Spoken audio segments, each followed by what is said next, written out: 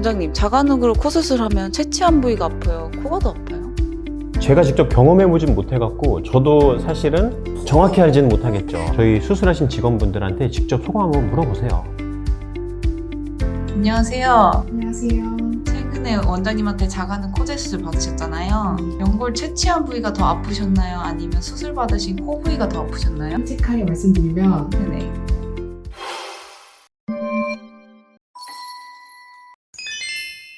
안녕하세요. DI성형외과 닥터는 코익 정현희 원장입니다. 오늘 토론 주제는 뭐죠? 자가능 연골 채취할 때 채취한 부위가 아플까봐 걱정되거든요? 그래서 자가능 연골 채취 관련된 질문들 모아봤어요. 자가능연골 수술 많이 무서우시죠? 사실은 저도 주사 맞을 때 저혈압 좀 오거든요. 제가 주사 맞는 모습은 잘 못 봐요. 겁이 많은 건 아닌데 이상하게 내가 주사 맞는 거는 뭔가 좀 기분이 좀 이상하더라고요. 아니 멀쩡한 늑연골을 피부를 가르고 근육도 가르고 갈비뼈까지 가서 연골을 떼내는데 얼마나 아프겠어요. 저도 연골 떼면서 진짜 아프겠다 솔직히 이런 생각 좀 들거든요. 원장님, 자가능으로 코 수술하면 채취한 부위가 아파요? 코가 더 아파요? 제가 직접 경험해보진 못해갖고 저도 사실은 정확히 알지는 못하겠죠. 하지만 환자분들이 말씀하시는 걸 통해서 간접 체험은 굉장히 많이 했죠. 근데 많은 분들이 말씀하시기를 늑연골 뗀 데보다 코가 좀 더 아프대요. 그 코가 아픈 이유가 수술에서 생기는 통증 때문인 것도 있겠지만 사실은 코 수술해본 분들은 아실 거예요.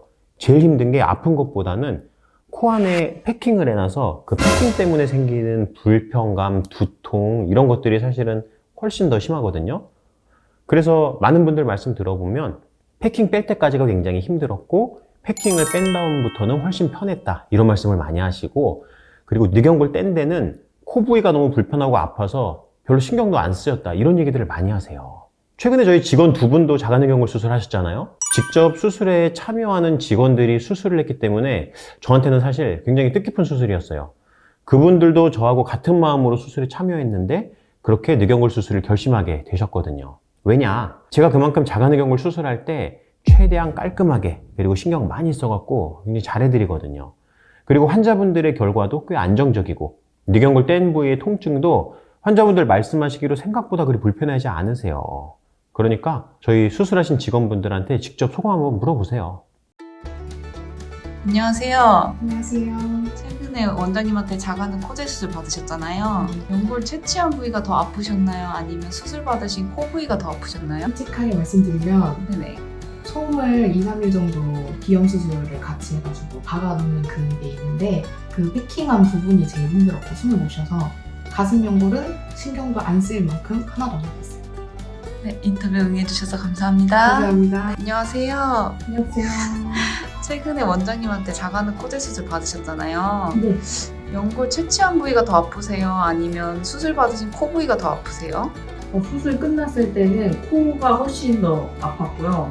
늑연골은 한 일주일 정도 얇게 거슬릴 정도로 일주일 정도 아프고 지금은 진짜 하나도 안 아파요. 네, 인터뷰 응해주셔서 감사합니다. 감사합니다.